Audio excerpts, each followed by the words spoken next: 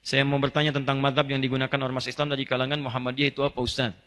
Apakah sama dengan dipakai oleh saudara kita dari kalangan salaf yang menggunakan manhaj salaf? Dan saya ada di lingkungan yang beda madhab, apakah yang dinamakan toleransi saya juga harus mengikuti cara bermadhab, cara ibadah seperti mereka? Contohnya dengan amalan-amalan seperti tahlilan, kunut dan sebagainya. Apakah saya harus seperti itu? Mohon penjelasannya. Secara singkat saja begini, secara singkat. Anda harus bedakan apa itu manhaj, apa itu madhab. Itu berbeda. Saya sering sampaikan kalau manhaj itu cara kita berislam. At-tariqul wadih, jalan yang jelas menuju Islam dengan jalur mengikuti Nabi SAW. Contoh, saya hapus ini misalnya ya. Siapa Nabi kita? Nabi Muhammad SAW. Apa yang diturunkan pada beliau untuk membimbing kita? Al-Quran. Allah turunkan Al-Quran pada Nabi Muhammad SAW. Nabi Muhammad menjelaskan isi Al-Quran kepada masyarakat yang hadir di zaman beliau. Saya sebut masyarakat, bukan hanya sahabat. Karena Quran diturunkan bukan hanya pada para sahabat. Pada masyarakat pada saat itu. Cuman ada kalangan orang yang ketika diberikan tidak mau mengambil. Itu poinnya.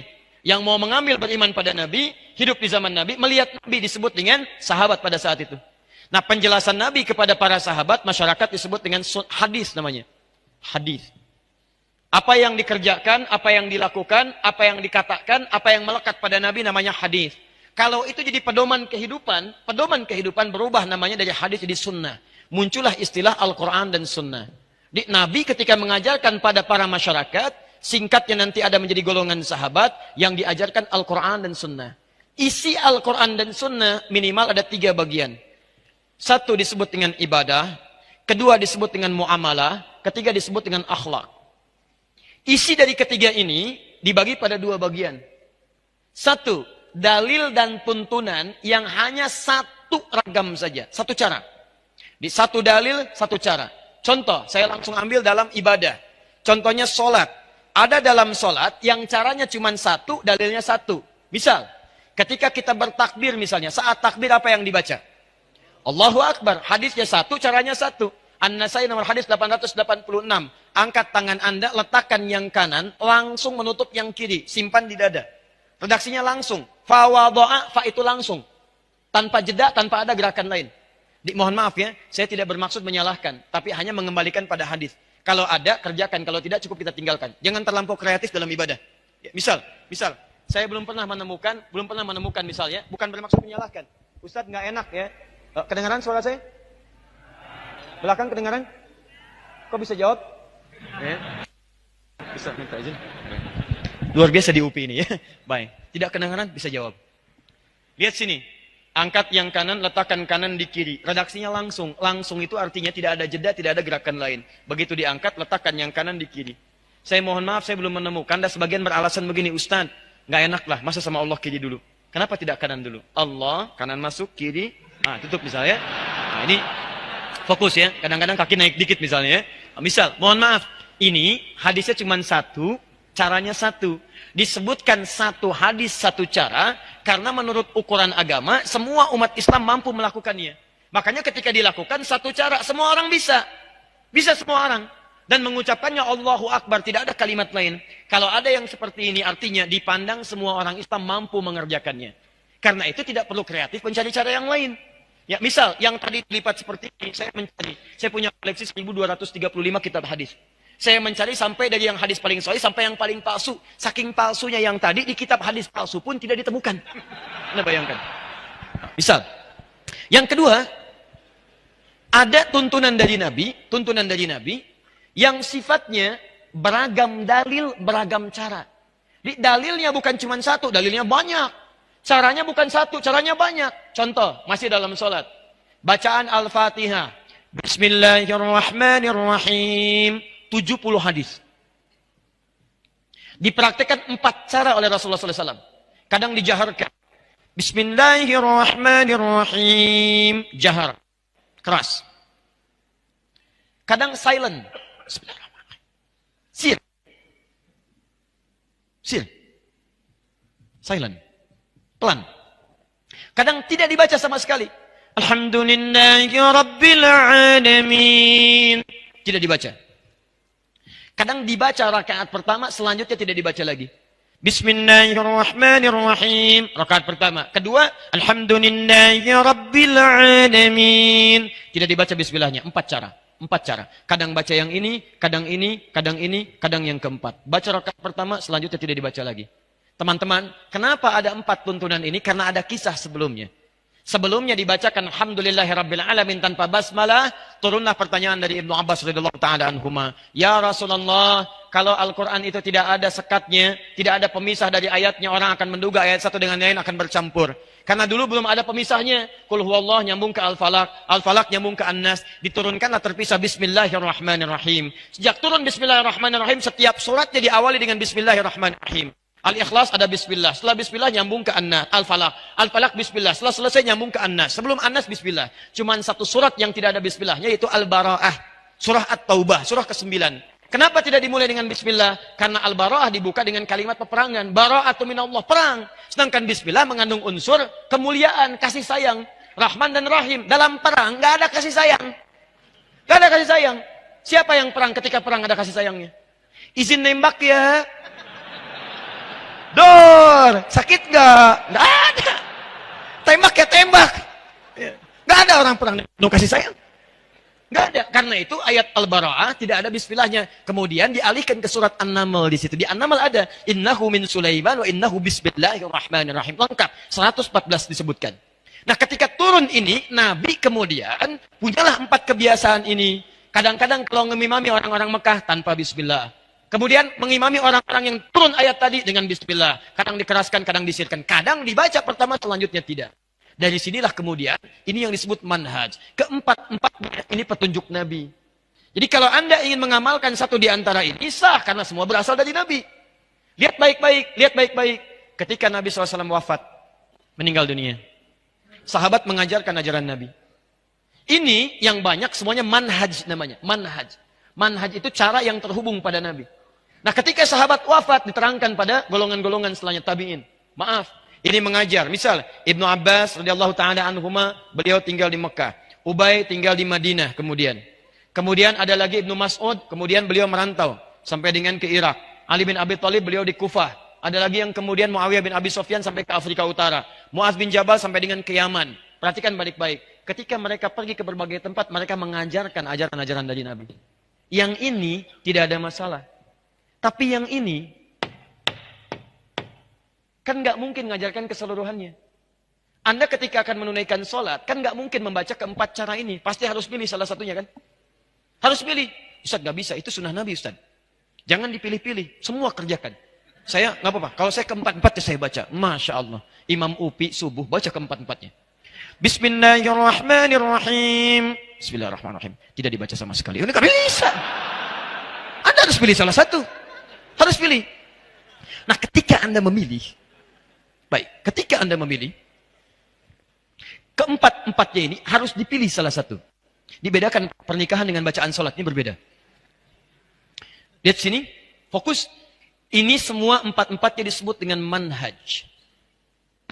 Ketika Anda pilih salah satu, kan, maka kalimatnya berubah. Ma dhahaba ilaihi. Ma dhahaba ilaihi.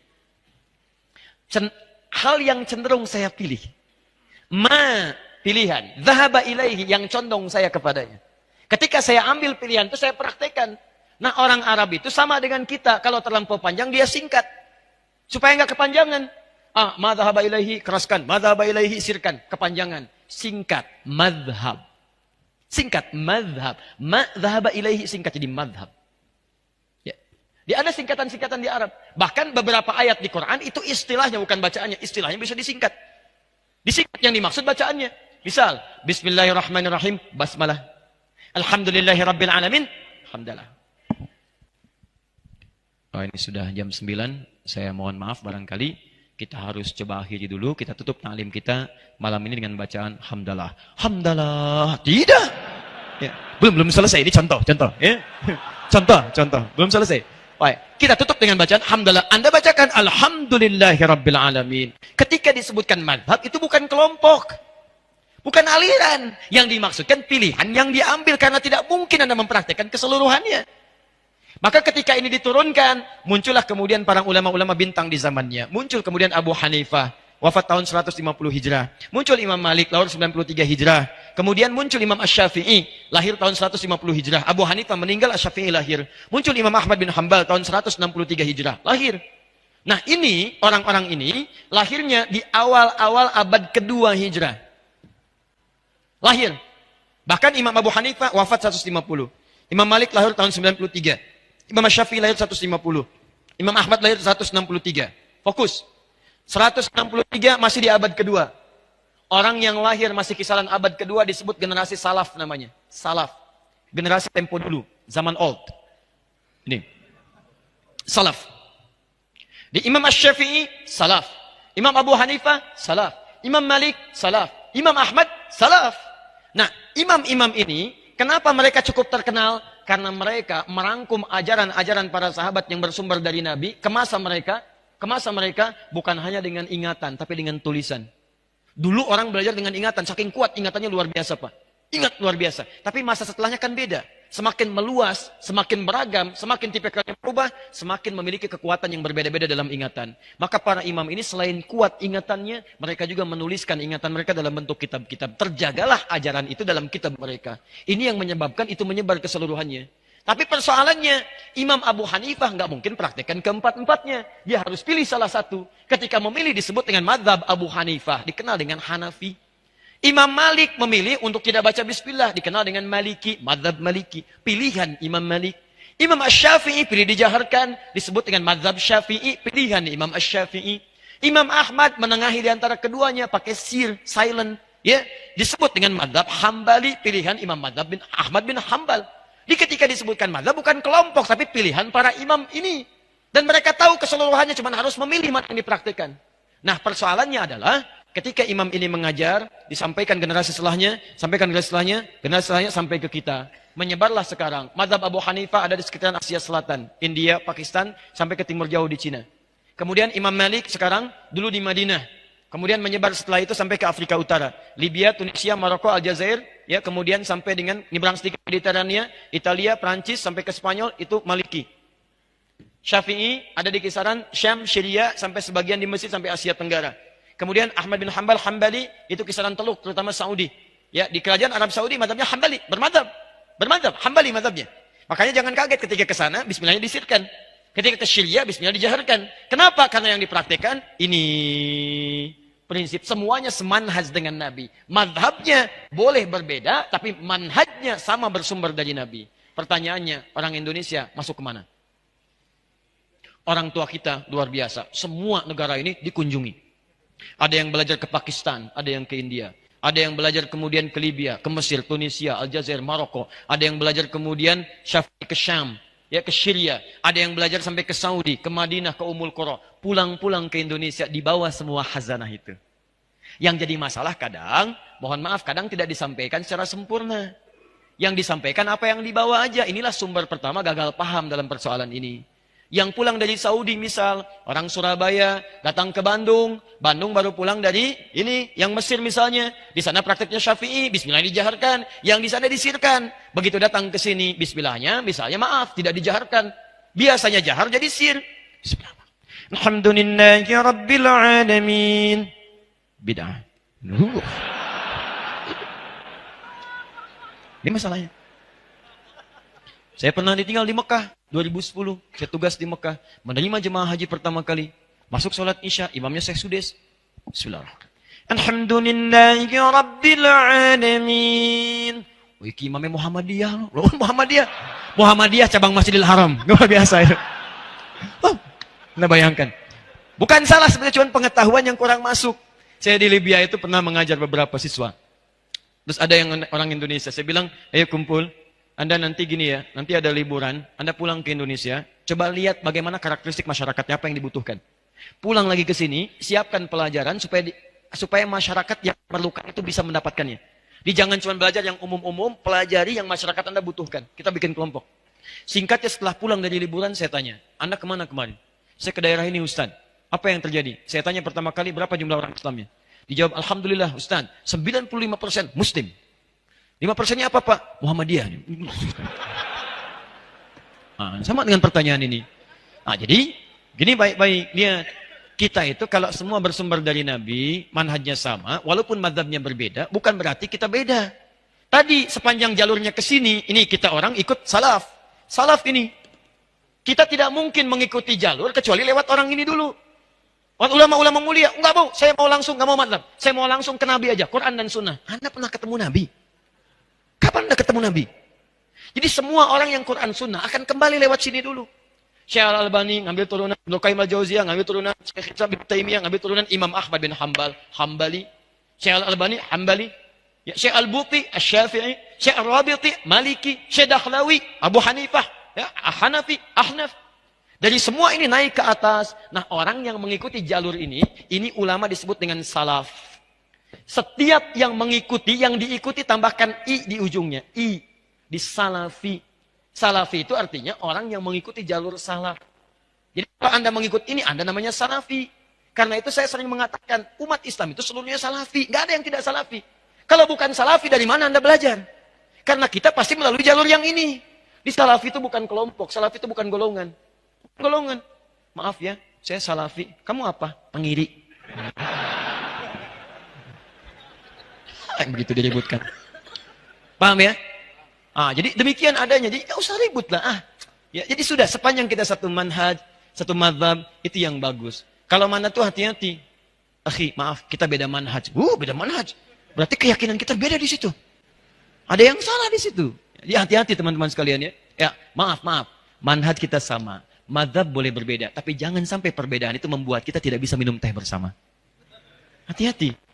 Hanya karena beda satu kunut, satu tidak salaman. Assalamualaikum, besok aja. Besok aja, luar biasa. Waalaikumsalam.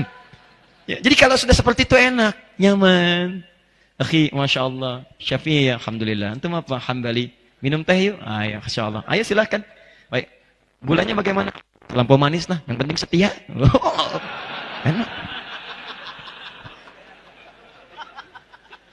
Sudah ya? Sudah lewat ya jam 9.